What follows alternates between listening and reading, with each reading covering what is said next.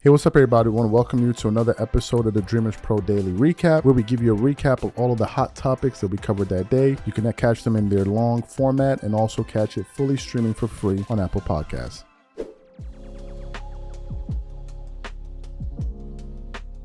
I actually missed 3 of the 4 quarters of the NBA Finals. I guess I got the time wrong, and I ended up tuning into the game, and it was halftime, and I saw the score was 50-51. And I was like, damn, I had missed everything, right? So I was waiting for the second half to start, and then the second half started, and I started watching the game, but I was feeling sick, and I was on some meds that were making me really drowsy.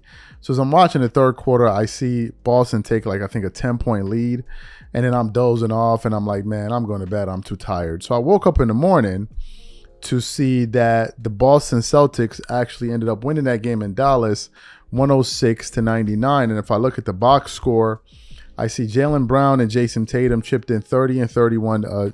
Jason Tatum finally had a good game. Al Horford had 8 points. Derek White has 16 points. Drew Holiday had 9 points. And Sam Hauser had 9 points off the bench. And they ended up hitting 17 out of their, 46 three-point attempts. And then I look on the Dallas Mavericks side, and I see that Kyrie Irving had a bounce-back game. First big game of these finals, he scored 35 points on 46% shooting, 66.7% shooting from the three, and 100% from the free throw line.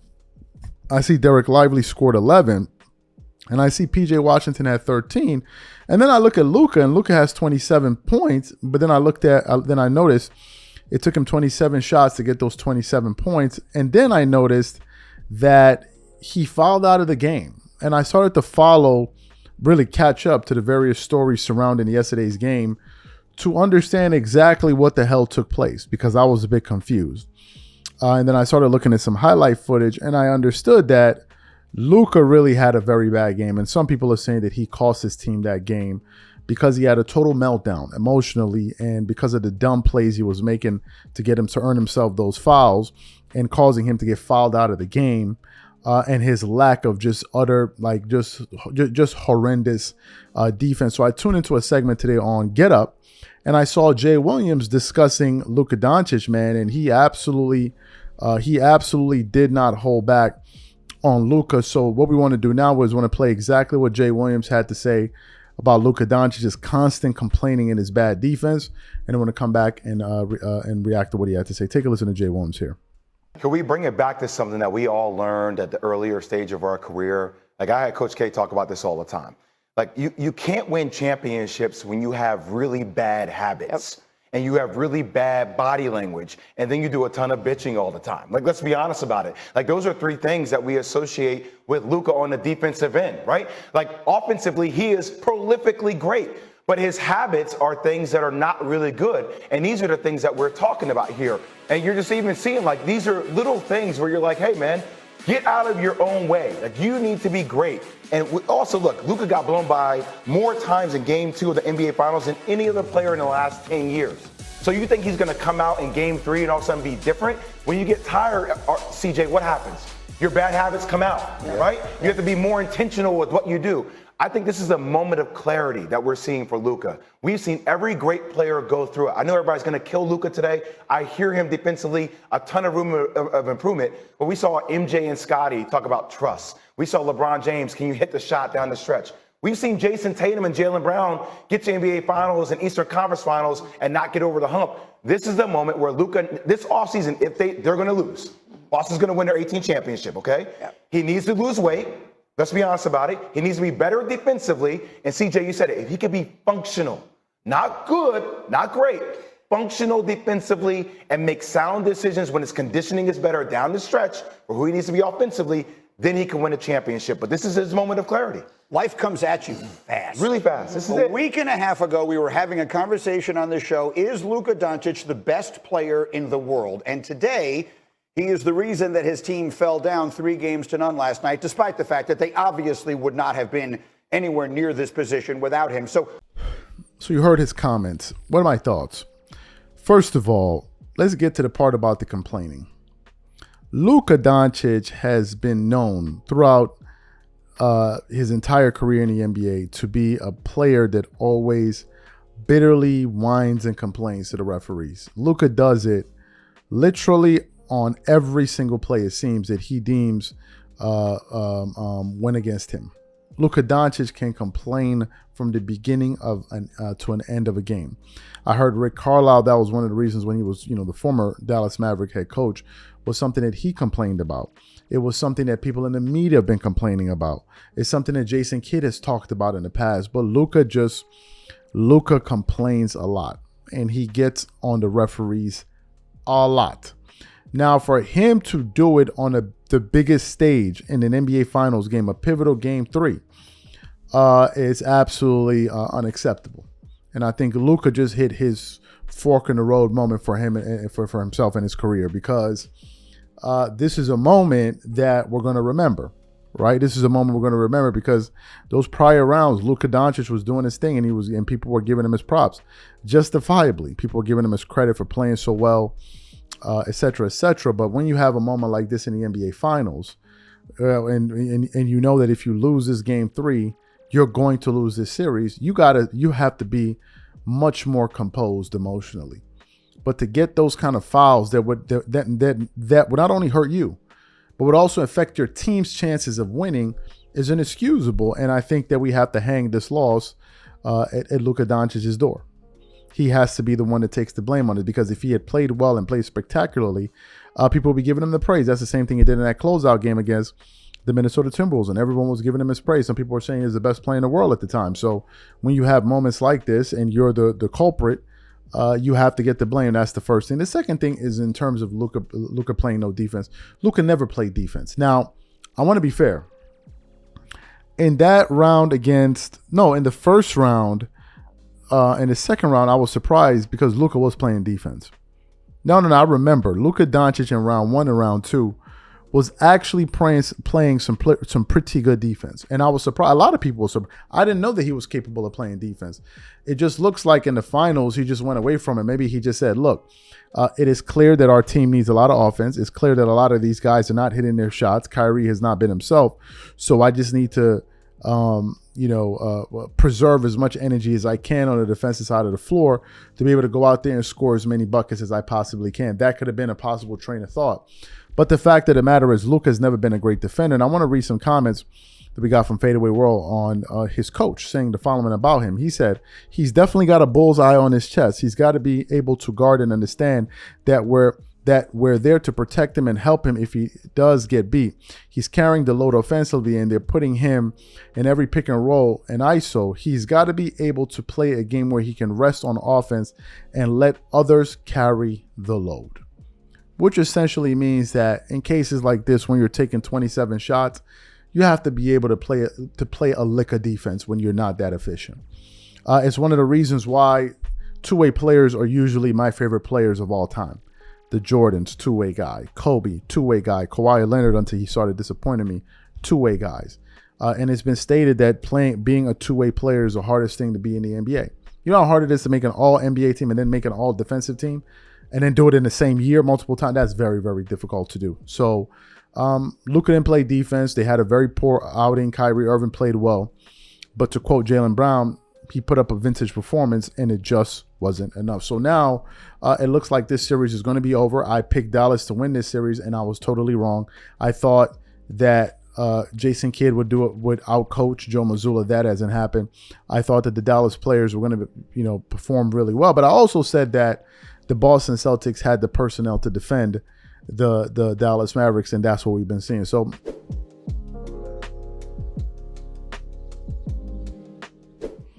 actually, a few moments ago, we just got the breaking news that JJ Redick is going to be getting interviewed, I think, this weekend for the Lakers job. If I'm being totally frank with you, I don't give a you-know-what.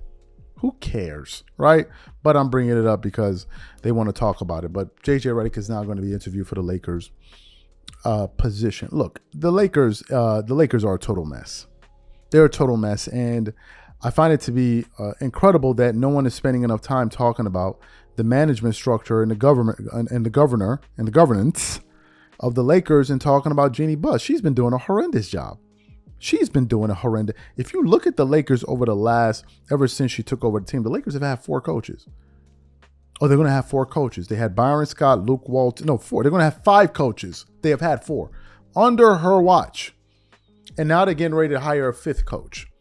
She's been doing things that has been leaving a lot of people on the outside looking in at the organization like, what the hell is talking about? You want to do everything to make LeBron James.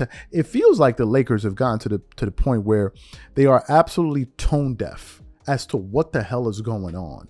The Lakers have been a total mess over the last few seasons. Now, I know they made it to the Western Conference Finals. It seemed haphazard at this point. Last year was a disappointing campaign. They lost in the first round. Years before that, it was a disaster with the Russell Westbrook experiment and all of that.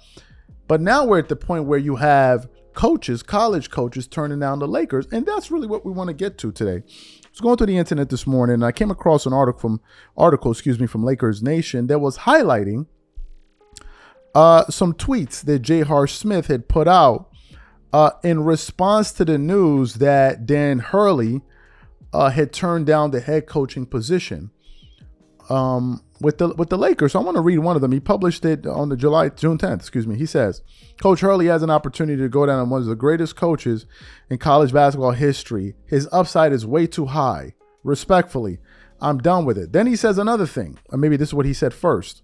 No, he said this first. He said, at Dan Hurley UConn, don't fall for it. That's what J.R. Smith said. And then they caught up with him. I think he was playing golf somewhere, and they were able to, and then he had his reaction that he posted on his Twitter that we want to play for you guys. So for those of you who didn't hear what J.R. Smith had to say in terms of his reaction to his tweets and what people have been saying, I want to quickly play what J.R. Smith had to say here, and I'm going to come back and continue on with the show. It's only about a minute or so. Take a listen to that there. So JR, you had a tweet that went around the world on Friday. Yeah. So what happened? What did you mean by that?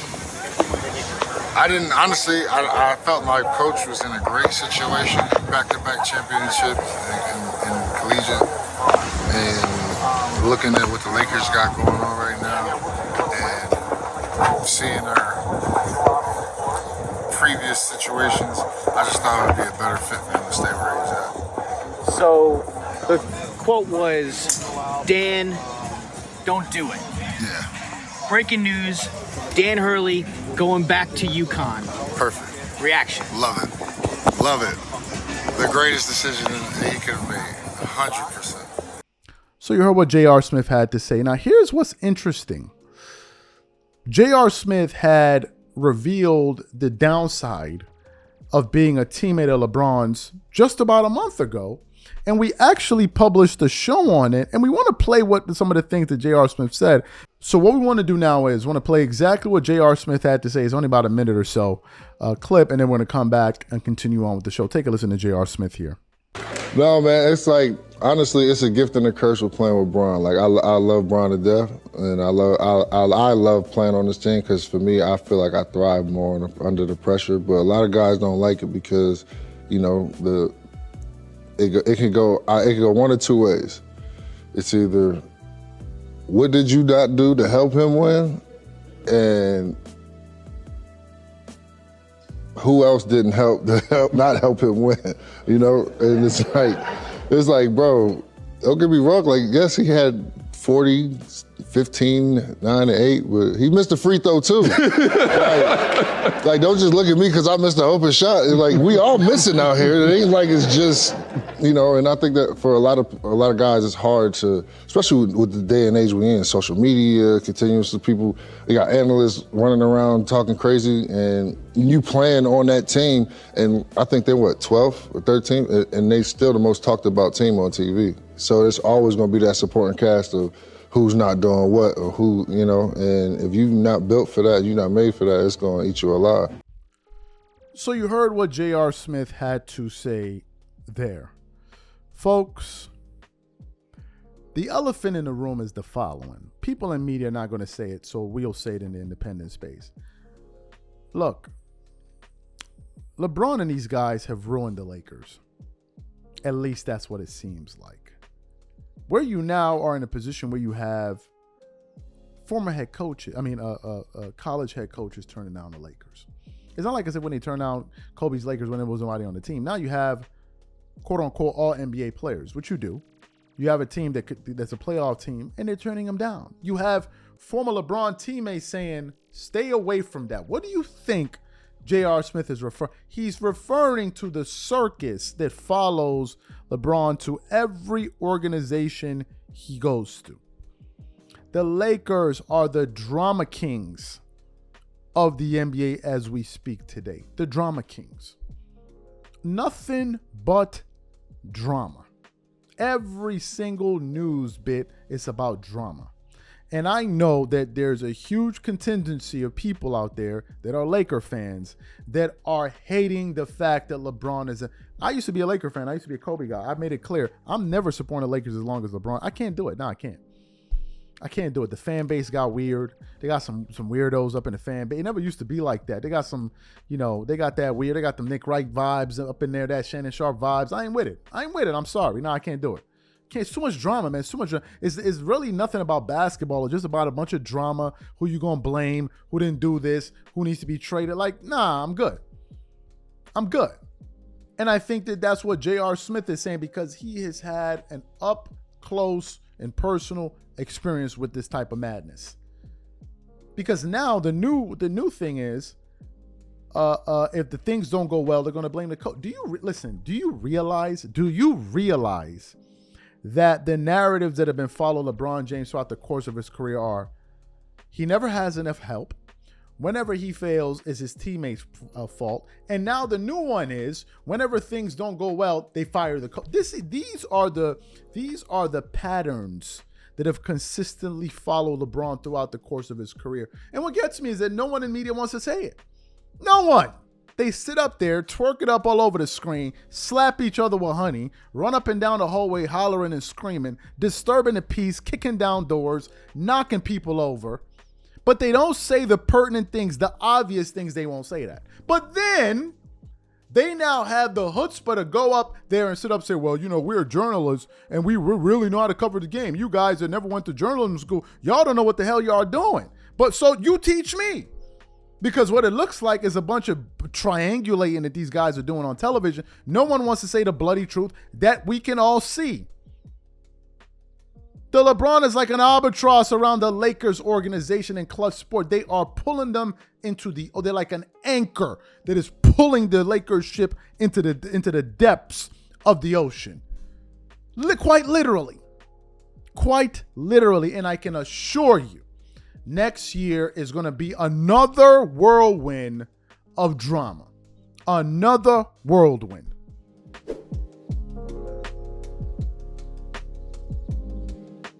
Today, we're producing a show that was inspired by a clip that I just saw. I'm still watching. It's a pretty long one. From the channel called Angry Old Hoops Fan. It's a 30-minute video. And the headline had the following: Nick Wright and Chris Broussard lie about the Lakers situation to protect LeBron James. So I was watching it while I was doing other things, doing one or two things here, one or two things there. And he got to the end of a segment that he was analyzing on First Things First. And he played a clip of Nick Wright talking about the Lakers aren't they're not in the optimal position because of Rob Pelinka. And the guy pauses the video and he goes, unbelievable.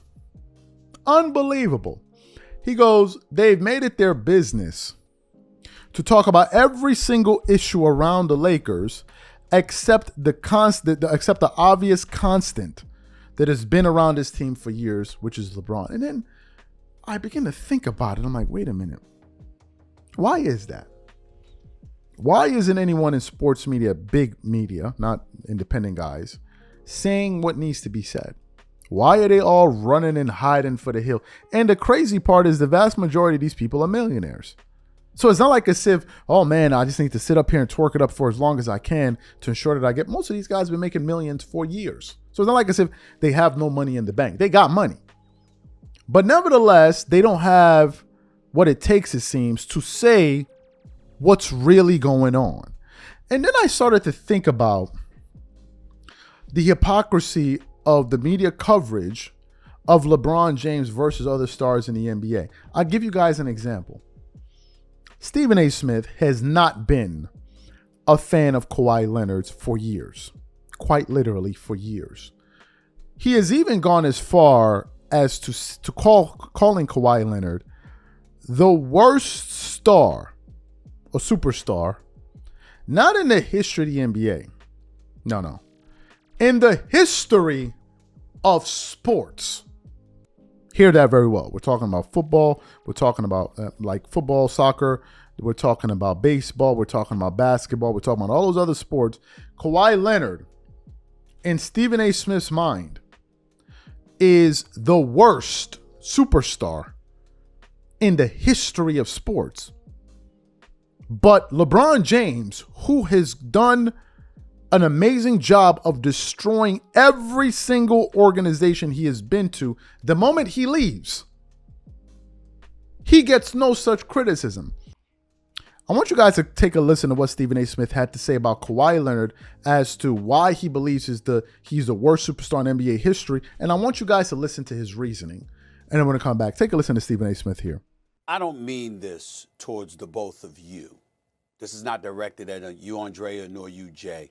I'm just talking about basketball analysts out there who praise Kawhi Leonard so much. I'm sick of y'all. I'm really sick of y'all. This is the worst superstar. Now, the word superstar is applicable here because he is a superstar when healthy on the basketball court. This is not a conversation about his ability when healthy. He is a two-time champion, a two-time NBA Finals MVP. The brother is a big-time basketball player. Jay, this is not a discussion about his skills and how elite he is. This is the worst superstar. I can make a case this is the worst superstar in the history of sports. He is a nightmare. You're talking about the first 4 years of his time with the Clippers, he's averaged 40.3 games a season. 40.3. He played 68 games this past year, and then again, he wasn't available for players. Do you know that Kawhi Leonard hasn't been available for 15 of the last 19 Clippers playoff games? Do you know that the year that they went to the conference finals, which, by the way, was without him because he got hurt before they got to the conference finals, do you know they haven't won a playoff series since? And this man, somehow, some way, first let me confess, I'm kind of jealous.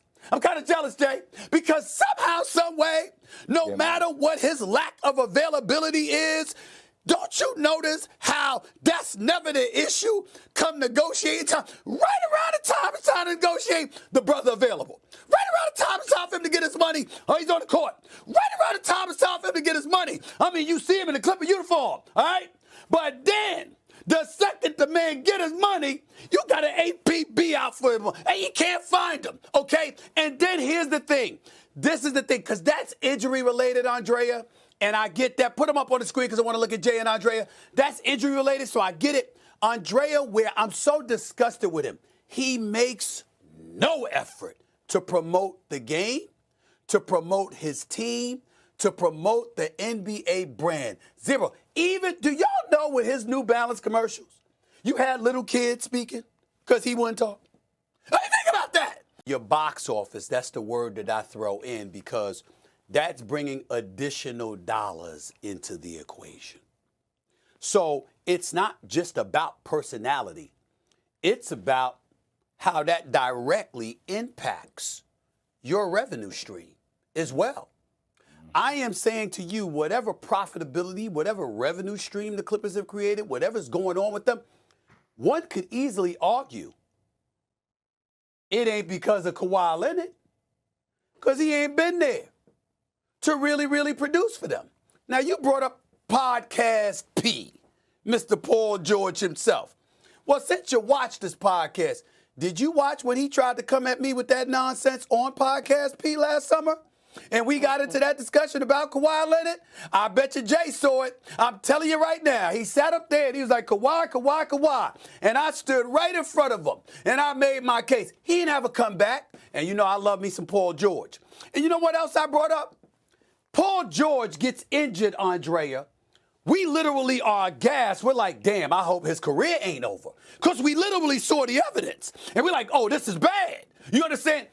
We've seen Kawhi dropped 38, walked back to the bench, looked perfectly fine. The next day, he ain't available. We've seen Ty Lue with this disgust and frustration on his face because the morning shoot around, the brother there, he shows up at 4 o'clock, 5 o'clock, 5:30 shows up, and then he's alerted that Kawhi Leonard is not available. And by the way, it wasn't from Kawhi Leonard. It was from his handlers or somebody else.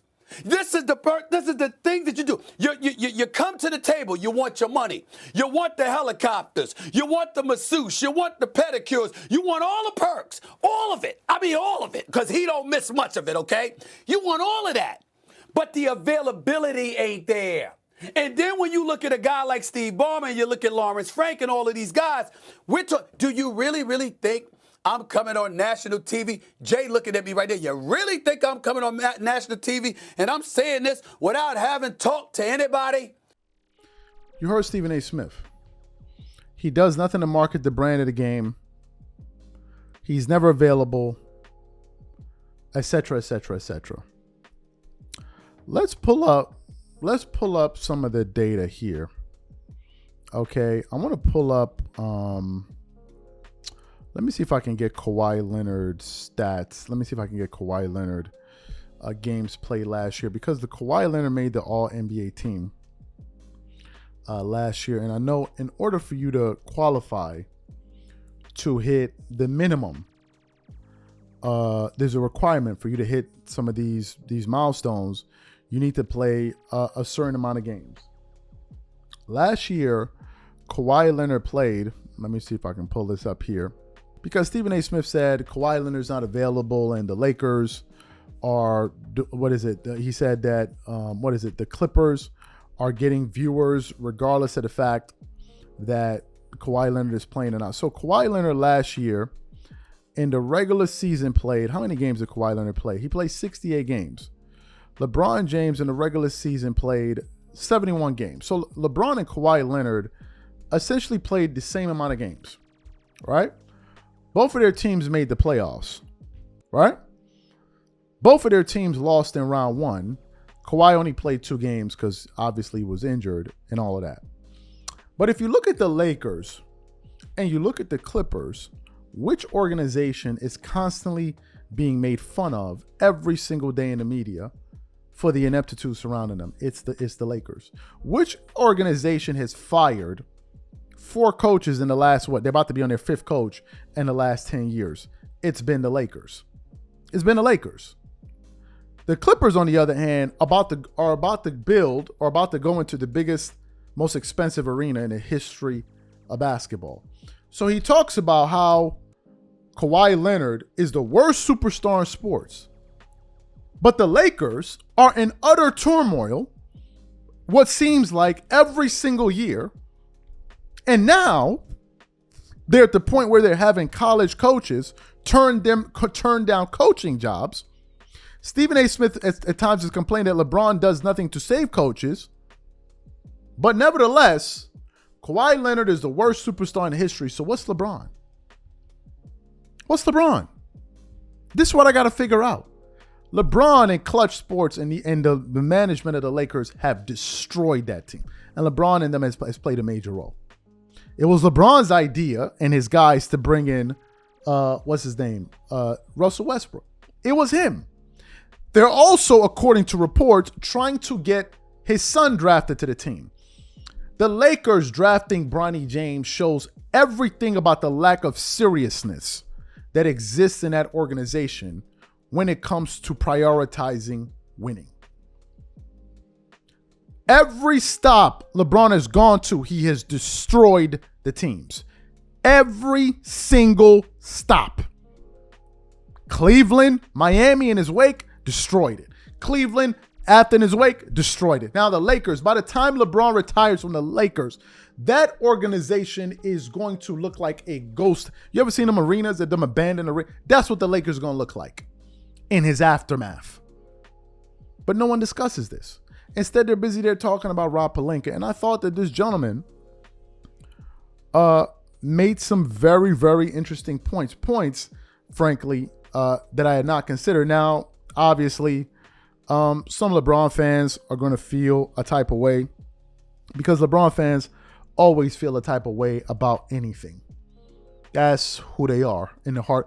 For instance, we put up a post on our channel talking about the NBA Finals, and one of these LeBron fans who just cannot seem to help himself, he goes out there and writes, "Proof that LeBron hating is a priority on this channel, not the NBA." Because I said that I didn't watch the game yesterday because I was feeling sick. These guys constantly keep a pack of honey under their chin for LeBron to dip it in for them. When you talk about LeBron, they say all you do is talk about LeBron. Even when you don't even mention LeBron, they bring up LeBron. But then they complain that all we do is hate on LeBron. How you know? Most of these names that I see have been following this channel for years. For years. I've been seeing the same dudes commenting, oh, this, that. But you hear every single day, my boy, let it go. I don't want you. You're not my type. I'm not interested in you. But this is what they do.